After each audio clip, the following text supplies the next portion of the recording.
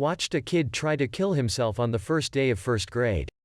It's first grade and my mom walks me to class and wishes me the best. I get settled in and meet my teacher. I don't remember her name, but I do remember she was a large, very nice black lady. Probably in her late 30s. Then after another this one kid comes in. His name was strange, but I don't fully remember it. I think his was Madado, or Matado. It was very weird and he had very short hair.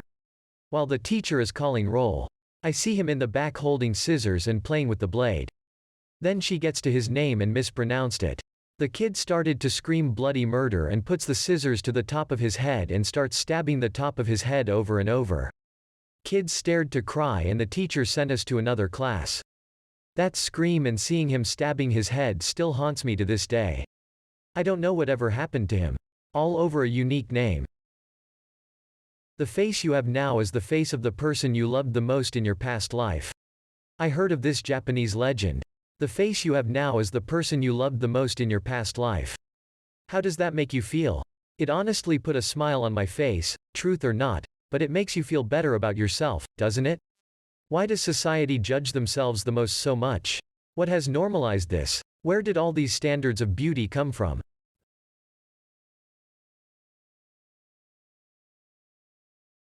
I jumped 19 feet from my window. This is my story. This is real and happened to me in December 31, 2020. I am 17 and have dissociative identity disorder. In that day my toxic familiar environment was much worse than ever in many years. I just felt so hopeless and scared. I wanted to call the police but I couldn't. Well, that day I go to sleep and then my alter Harvey come up to take control. My dad sleeps in the living room. He gathered all my belongings and money and then he wrote a note, "The abuse is over now. I can live or I can die. Either way I will be free." Then he opened up the window and jumped. I lived in a third floor and fall standing. I broke my pelvis and right ankle. The next thing I remember is being in the ambulance. Was horrible. The reason why I cried was not by the pain but by the fact that I was in that situation. Stuck now and dependent of my parents more than ever. But the worst thing happened a few months later when I suffered from sepsis and infection of my feet along with pneumonia. I was in total 57 days in the hospital. I know I am very lucky to be alive and that I can walk now, with pain using a cane. I will have my third surgery on October for fixing that. It has been really harsh in this time. If you want to know something, just comment. Thanks. How I accidentally started a cult in my school. When I was in middle school I accidentally created a cult by drawing yes, no, smiley face. Greater than sad face. And? On a green and white Ducks brand baseball that I named Stanley. It started off with my friends fooling around with it, and asking it stupid questions. Then they started asking it serious questions, looking for signs and reasons as to why Stanley was an accurate source of information. Then word about the talking ball spread and Stanley soon attracted about 20 to 30 people in the school, and at recess we would all gather around in a circle and ask it questions. It somehow got to the point where people started criticizing others based on what Stanley said and would even sometimes accuse people of mistreating the ball. A few times someone would state that Stanley would punish those who mistreated him, looking for injured kids in the nurse's office as a sign, later leading to accusation. One of my friends even tried convincing me that he should be the rightful owner of the ball because of how many questions he asked it. I think Stanley may have been stolen or something because the ball went missing one time when I went to school and I almost never lose my things. Since the ball went missing I turned it into a school legend, saying that whoever found Stanley would hold great power. Stating that it was hidden somewhere in the school. Not sure how that rumor went as soon after I moved away. My boyfriend just told me he was gay and I don't know what to do. So, let me start off by saying that my boyfriend and I share our firsts together.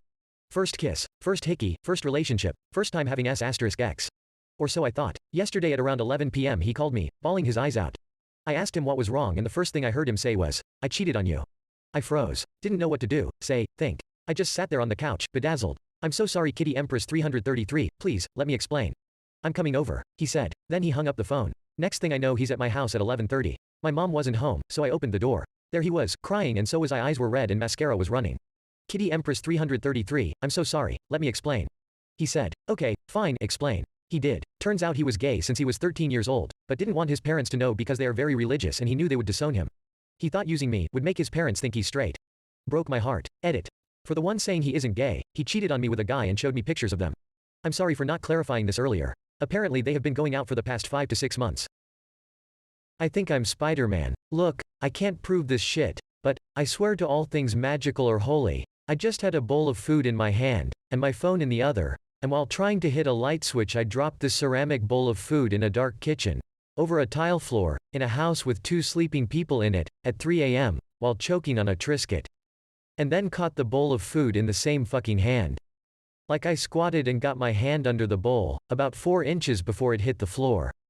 I didn't lose a single fucking noodle, didn't even drop the fork. This feels really retarded. But this could quite literally be the single most impressive thing I've ever done, and I think I might have special powers. Can we just have a moment for small victories?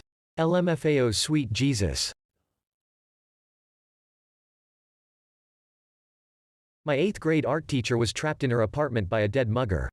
One day in the 8th grade, I walked into my art class, and noticed we had a sub, nothing crazy about it, had a regular class and went about the day.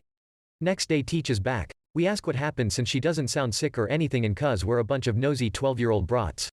She tells us that near her apartment a man tried to mug someone at knife point. The victim overpowered the mugger and landed a hit on him. The mugger fled with injuries while the victim ran to report the crime. He ran into her apartment building and tried to open her door, with the knife.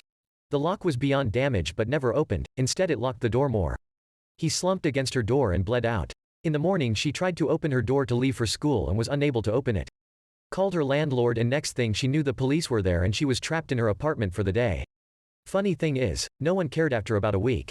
I just remembered it 8 years later and realized none of us even reacted about the severity of her situation. If the man was able to open her door she could have been killed by him. Just got a knife pulled on me at work. So I work at a Walmart in Utah as a cashier. I just needed to tell someone this I feel. This man who was clearly wasted or on drugs came into the store and started yelling at some of the stalkers and had a huge stick with him. He then came into my line and started rambling to me about God or something and then pulled a knife on me. I panicked but my managers had already called the cops. I only had to stand there for a couple minutes before the cops came in and started to talk him down but he was super angry and started yelling at the cops and pulled a gun on them. The cops yelled at him to get on the ground and then tased him. Then he got arrested and taken out of the store. I'm only 16 but I can't even tell my parents because they'll make me quit. Thanks to anyone who read this.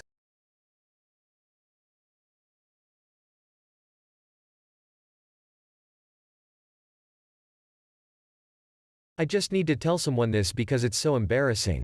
So I'm 10 weeks pregnant today. Today was also my first day at my new job as a hostess at Bob Evans. My shift started at 8 a.m. I arrived, they begin to show me how to roll silverware. So I was rolling silverware and got super dizzy and immediately had to sit down. The manager asked me if I needed orange juice or some food and I just asked for some water instead. Before she got back to me with the water I had to sprint to the bathroom in front of everyone, because I was going to puke. I didn't make it to the bathroom in time and I threw up into my hand which exploded all over my face, over my shirt, and all over the restaurant. I eventually got to the bathroom and threw up all over the bathroom. I was so embarrassed. My first day. I don't usually get morning sickness but of course I would on my first day at a new job. What a great first impression. So I got sent home 30 minutes into my shift, and I go back to try again tomorrow. Witness to a weird first date. A woman sitting at the restaurant table next to mine leaned over and said that her date had gone to the bathroom half an hour ago and hadn't returned yet, and would I mind checking to see if he was alright. I said I'd be happy to oblige, and went to the men's room and immediately heard loud snoring coming from one of the stalls. As I banged on the door, the man awoke abruptly with a harumph, and I let him know that his date was concerned that he'd be gone so long. I returned to my table and let the woman know that he would be returning shortly, and I could only imagine how exciting a date this was for both of them.